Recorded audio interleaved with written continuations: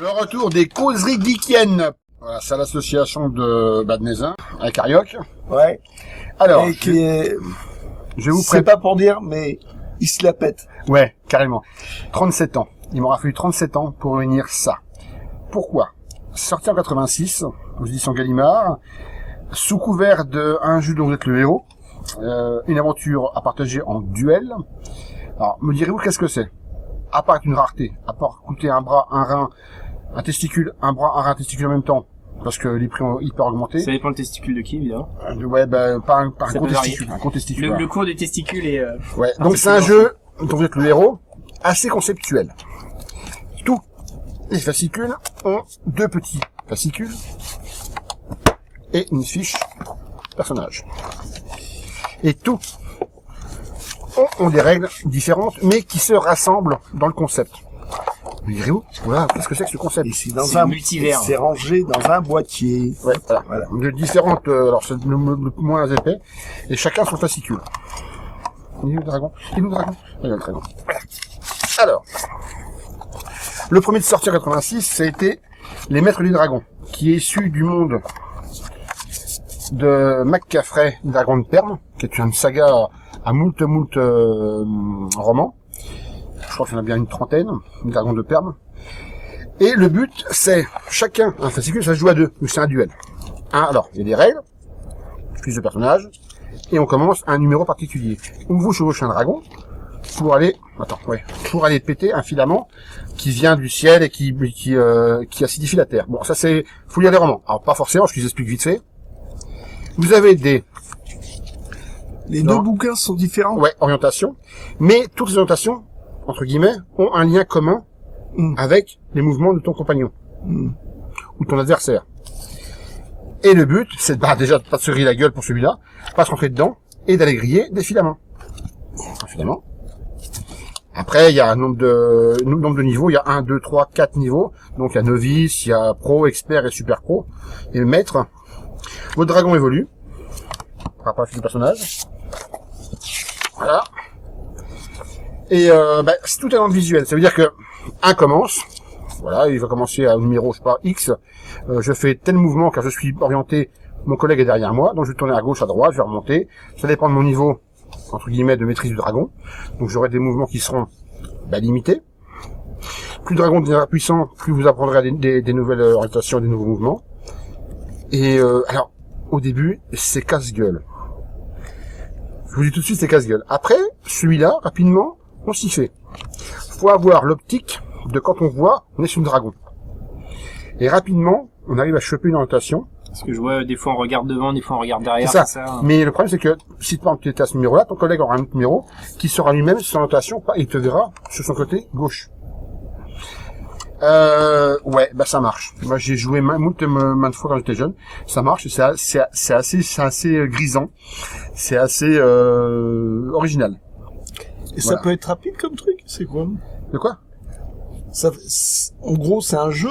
C'est un jeu. C'est un jeu qui joue à deux, de mouvement. Donc, tu es le héros, tu es entre guillemets le maître d'un dragon, et tu vas aller péter des filaments. Alors pareil, c'est toujours pas sur un univers, donc des filaments de perme, c'est vraiment, ceux qui connaissent, ça va leur parler. C'est un jeu d'orientation, voilà.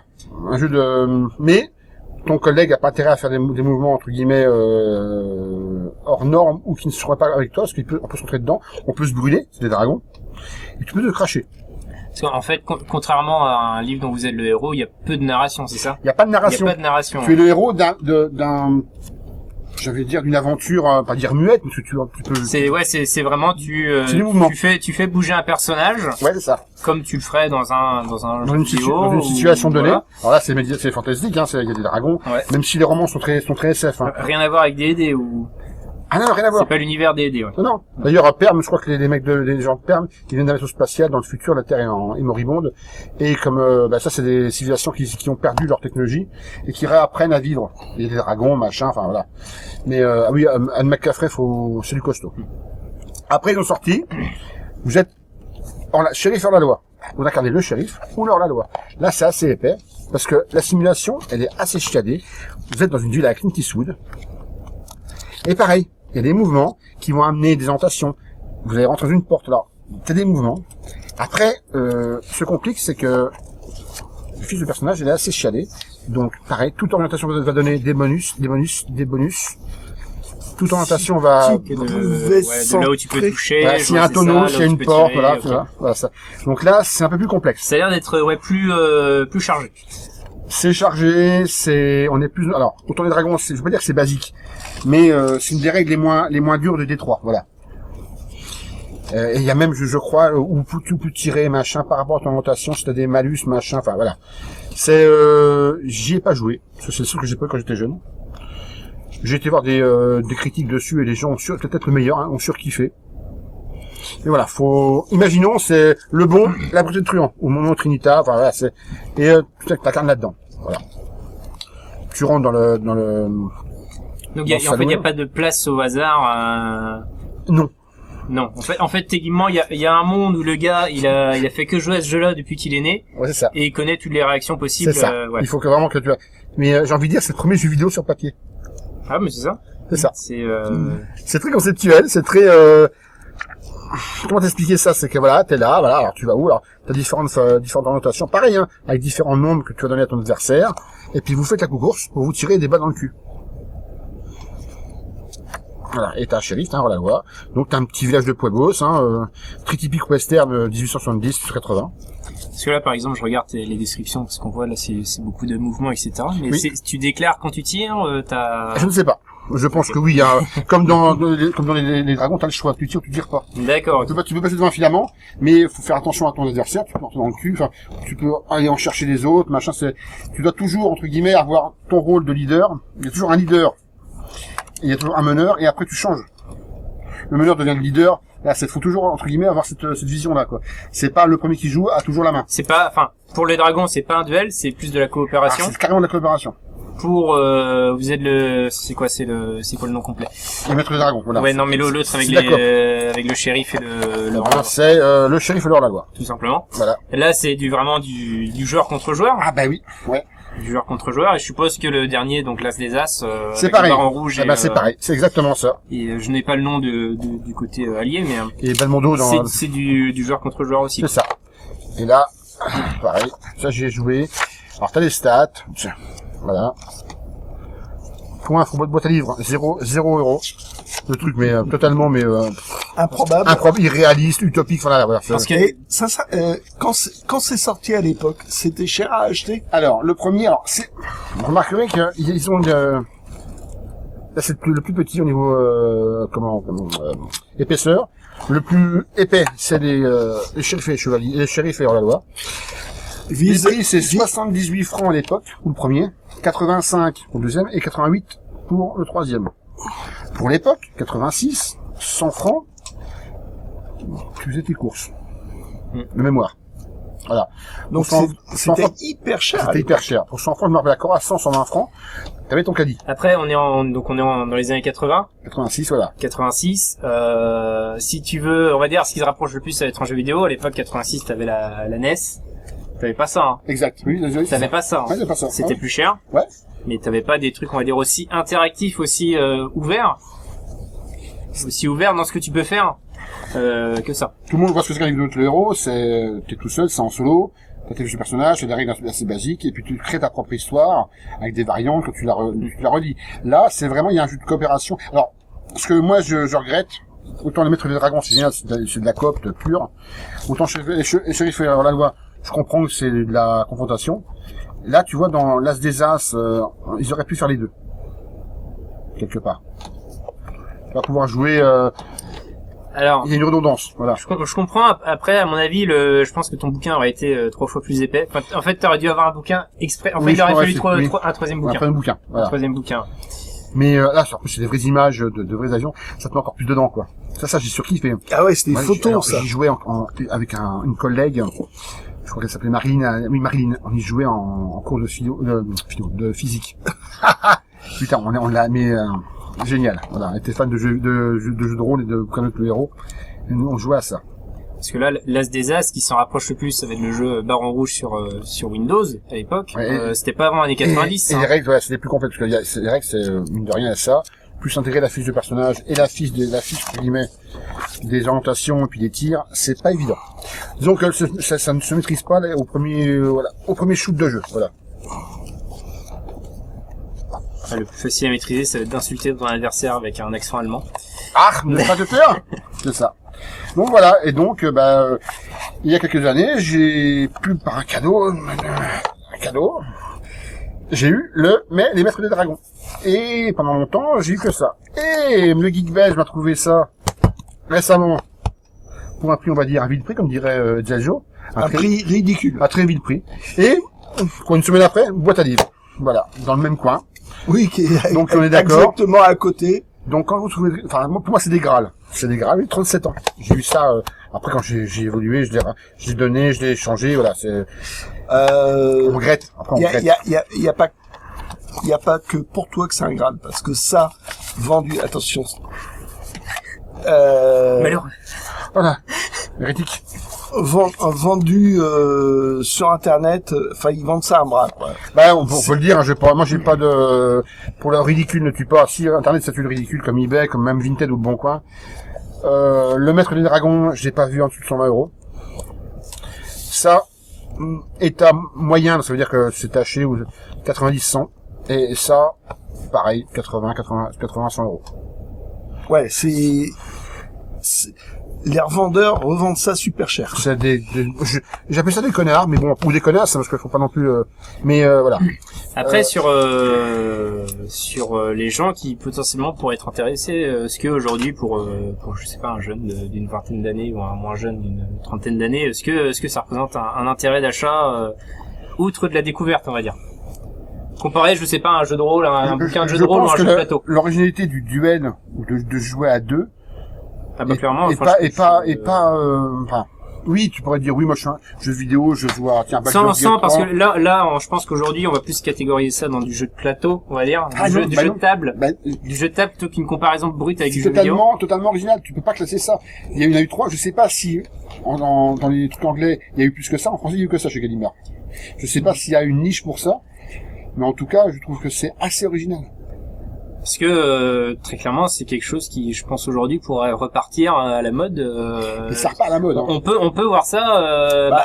Après, en gardant la frontière, parce que t'as vite franchi la frontière de dire, on va faire ça sur smartphone, ça devient un jeu vidéo quasiment. C'est pas faux. Ouais. Mais je pense que ça peut représenter un intérêt. T'imagines, t'as tes petites figurines, genre t'as ça, mais t'as tes petites figurines, avec ta fiche des déplacements que tu peux faire, t'as ton. Tu peux télécharger les 2 bouquins. Et puis avec ton collègue jouer et puis donner. Mais pareil, t'as tes règles. C'est pareil sur smartphone, c'est très très faisable.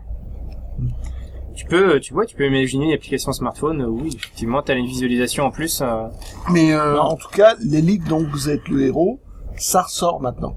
Oui, ça ressort. Surtout que ça a pris une cotation, les vieux de chez Gallimard. Attends, on l'a vu récemment. Ressort, putain, mais c'est du n'importe quoi. Et maintenant, c'est devenu une mode de collection.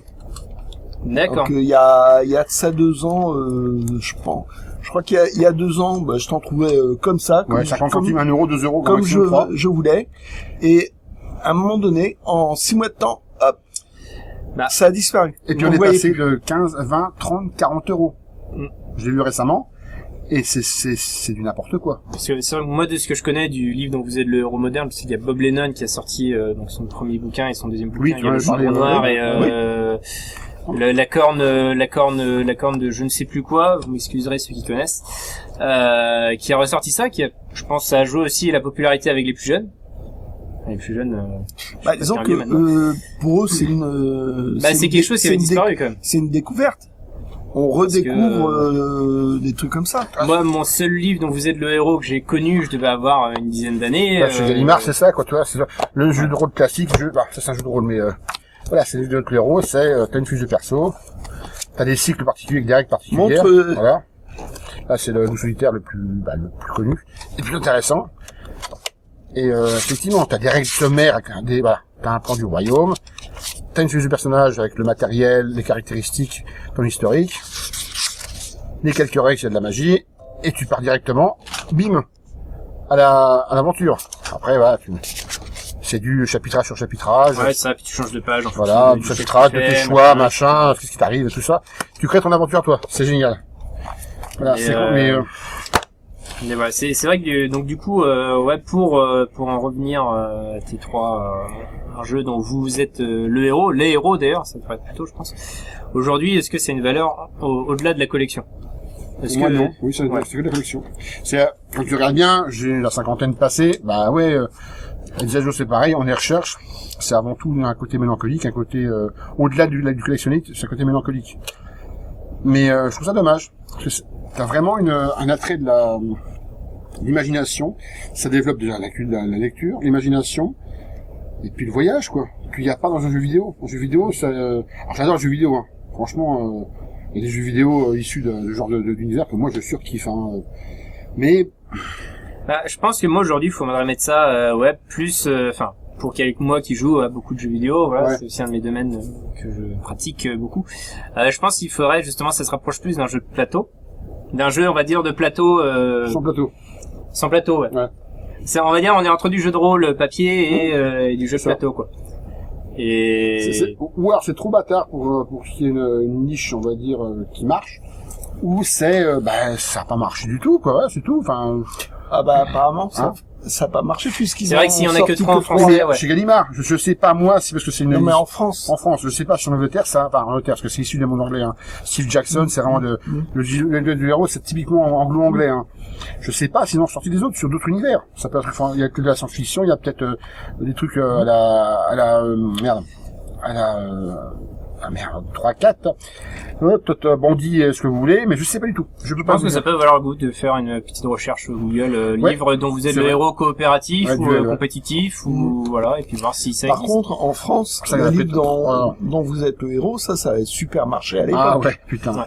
Il y en a eu quand même une sacrée palanquée. Ah, de 82 à 80, allez, mes souvenirs 80, allez, ça durait 10-12 ans. Mais putain, mais, ouais, ben on en sortait peut-être 2-3 par mois, quoi. Puis ils ont sorti des séries, Loup solitaire, les Fantastiques, c'est des livres, c'est des one-shots. Il y a eu Sorcellerie, il y a eu pas mal de, entre autres, pour les citer, il y a eu pas mal de séries où tu incarnes un personnage, soit dans la continuité, soit dans le même univers. Et effectivement, là, ça donnait un côté saga. Oui, c'est une collection qui, ça s'arrêtait du jour au lendemain. Pourquoi, comment? Ils ont arrêté. Le business. Ouais, mais ça s'arrête d'un seul coup. Ça s'est arrêté. Enfin, ça m'a craqué. C'est vrai que c'est ça. Moi qui suis plus jeune, le seul livre dont vous êtes le héros que j'ai eu, je devais avoir, c'est ça, une dizaine d'années, où il y avait pas de fiche de personnage, tout ça, c'était vraiment, tu faisais ton choix, puis ça t'envoyait à telle page, machin, etc. Ouais. C'était plutôt basique, mais c'est vrai que derrière, je pense que l'année 2000, 2010, il y avait plus rien. Ouais. C'était un creux, et pour moi, ça revient, enfin, j'en ai réentendu parler avec Bob Lennon, j'y reviens. Après, est-ce que ça a été relancé avant par autre chose? Je sais pas, c'est pas... Ils sont en train de les rééditer. Hein. Oui, ils ont réédité des vieux, comme ça, ils ont réédité ça, récemment. Toujours chez Gallimard, avec un peu plus grand, niveau format plus grand pour le solitaire, un peu plus chalé. Ils ont regardé les mêmes couvertures, et je sais pas si ça marche. Je sais que il y a un an, j'en avais trouvé 3-4. Bon, les prix ont flambé, hein, c'est plus, je sais plus combien, avec quelques euros. À l'époque, c'était, alors, ça pour le coup, c'était pas cher. C'était pas cher, voilà. Et on pouvait se permettre, d'une année modeste, d'en acheter 2, 3, 4 par mois. En plus, les parents étaient contents. Ton môme lise des livres. Voilà, et effectivement, moi, mes grands-parents, ils adoraient m'en acheter parce que, même c'est eux qui me demandaient, tu veux pas que j'en achète? Puis j'avais pas fini mes aventures. Donc, effectivement, j'ai un peu de dire je l'accorde, j'avoue maintenant. Désolé. Mais voilà, il lit, et effectivement, et si tu vas au bout du bout, ça m'a fait découvrir les jeux de rôle, et ça m'a fait chercher des trucs au-delà du livre de héros. Je commençais à lire Morcock, je commençais à lire Lovecraft, je commençais à lire McCaffrey, je commençais à lire Ursula Le Guin. Techniquement, tous les univers s'y prêtent. Voilà. Et waouh, alors je sais pas si c'est à cause de ça ou si c'est grâce à ça, mais en tout cas ça y a vachement aidé. Ouais, ça t'a pas fait découvrir Mauriac? Non, Mauriac, je suis plus salarié déjà. Voilà. Donc, ce qui est bien, c'est des livres où vous pouvez le relire. On peut jouer surtout. Ça, vous pouvez jouer, mais surtout vous pouvez le relire et puis vous relirez pas la même chose. C'est ça, voilà exactement ça. Ça sera pas la même histoire. Bon, après je t'avoue que les combats, je me demande bien qui a vraiment joué au jeu de héros. Très honnêtement, quand tu mourais, tu passais le combat, t'y allais quoi. Tu dis pour mes combats. Ah mince, j'ai fait le mauvais choix. Tu fais deux jeux de merde, t'es mort. Ça te fait chier de repartir à zéro, machin. Donc effectivement, oui. C'est rare les bouquins où je ne mourrais pas à la fin. Après, la version évoluée aujourd'hui, c'est Baldur's Gate 3. Les gens qui font une sauvegarde avant de faire un jet de dés, c'est pareil. Hein. C'est pareil, mais on est d'accord. C'est bon. Mais voilà. Donc voilà, c'est le Graal en découverte. Oui, je me la pète et il y a de quoi. Hein. Et voilà. Et ça vient d'arriver. Il y Ça a l'air quelques intéressant. jours. Ah ben oui, déjà toi la semaine dernière, bon il y a un an et demi, 2 ans, et alors là ça mais je m'arrête jamais à la boîte à livres de ton patelin, quoi. Jamais quoi. Et là je sais pas pourquoi, bim, j'avais pas le temps, j'étais à la bourre, je vois ça quoi, tu ouvres l'armoire à livres, tu dis attends là, il y a un truc qui va pas là. Donc voilà, toujours y croire, believe, comme dirait l'autre con qui mange des ouais, Mulder Scully, je sais pas quoi, bref. Mulder Scully. Mulder Scully, voilà. Ouais, voilà.